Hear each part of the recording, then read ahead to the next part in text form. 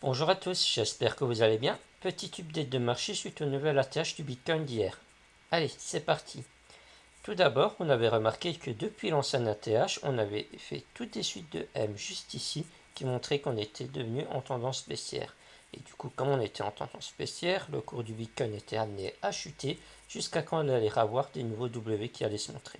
Ça a été chose faite dans cette zone ici. On a eu toutes des suites de W qui se sont formées, signe qu'on était potentiellement sur un bottom trouvé. Du coup, ce qu'on a fait, c'est qu'on a placé un Fibonacci de la TH jusqu'au bottom trouvé, et on a remarqué qu'en plus de toutes ces suites de W, on a cassé les 0.382 de toute la baisse. Donc quand on a cassé ces 0.382, on était officiellement revenu en tendance haussière suite à tous ces W et à cette cassure. Et du coup, maintenant ce qu'il fallait vérifier, c'était cette zone de rechargement de short qui était en bleu ici, pour voir si on allait la casser ou pas.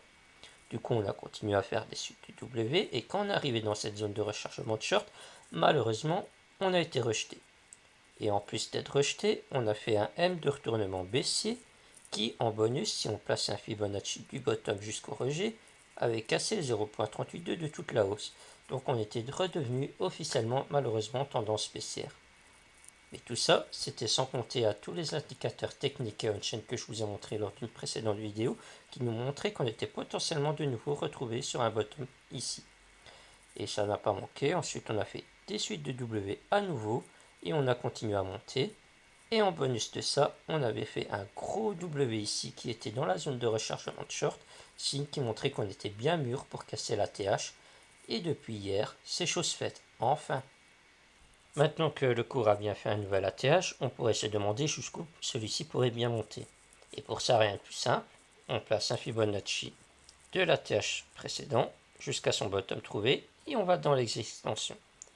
Statistiquement parlant, les extensions qui sont le plus probables d'être touchées sont les extensions 1,61,8 et 2.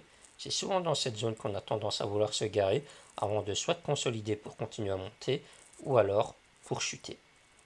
Et là, alors, du coup, on aurait un Bitcoin qui irait entre 87 000 et 101 000 $. Maintenant, il a une autre façon de travailler, c'est de travailler avec les extensions logarithmiques. C'est ce que je privilégie le plus pour les crypto-monnaies, parce que comme on a une plus grande volatilité, souvent les extensions classiques ont tendance à être éclatées. Et du coup, si on prend l'extension logarithmique et qu'on regarde 1,61,8 ou 2, là on aurait un Bitcoin qui irait entre 107 000 et 147 000 $. Après, il y a également une autre façon de trouver nos top majeurs. Et pour ça, il faut aller sur les données on-chain et regarder ce graphique juste ici. Comme vous voyez, vous avez deux zones distinctes. Vous avez une zone rouge et une zone verte. La zone verte, c'est la zone où on a potentiellement notre bottom intéressant à trouver, qui sont assez majeurs. Et inversement, dans la zone rouge, c'est là où on trouve les top majeurs. Comme on peut remarquer, encore précédemment ici, quand on était dans la zone des 60 000 $, on était devenu dans la zone rouge.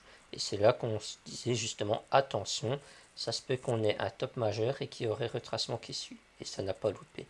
Et lors des précédents cycles, vous pouvez remarquer, c'est pareil. À chaque fois qu'on était dans la zone rouge, c'est là qu'on a commencé à retracer assez facilement.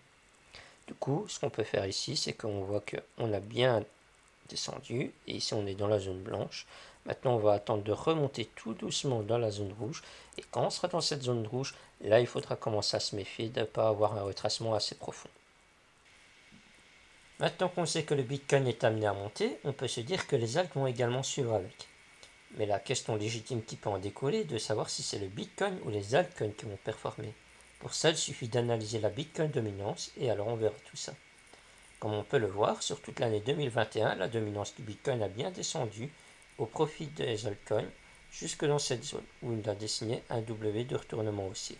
Cette zone n'est pas anodine parce qu'elle représente en fait le deuxième bras de ce gros W qui nous donnait déjà le signal comme quoi c'était le Bitcoin qui allait reprendre de la force au profit des alts. Maintenant qu'on a ce petit W, on peut donc placer un Fibonacci du précédent sommet jusqu'à ce bottom trouvé. Et alors on peut remarquer qu'on n'a toujours pas touché les 0.382 de toute la baisse. Donc on peut spéculer que maintenant que le W est fait, on va au moins monter jusque dans cette zone pour en fait savoir si on reste toujours sur une tendance baissière. Et si c'est le cas au contact de ces 0.382, on va rechuter à nouveau. Ou alors si on revient bien en tendance haussière, alors on va casser 0.382 et on va revenir certainement dans la zone de rechargement de short. Du coup, actuellement, on peut se dire que le Bitcoin devrait continuer à surperformer jusqu'au contact des 0.382.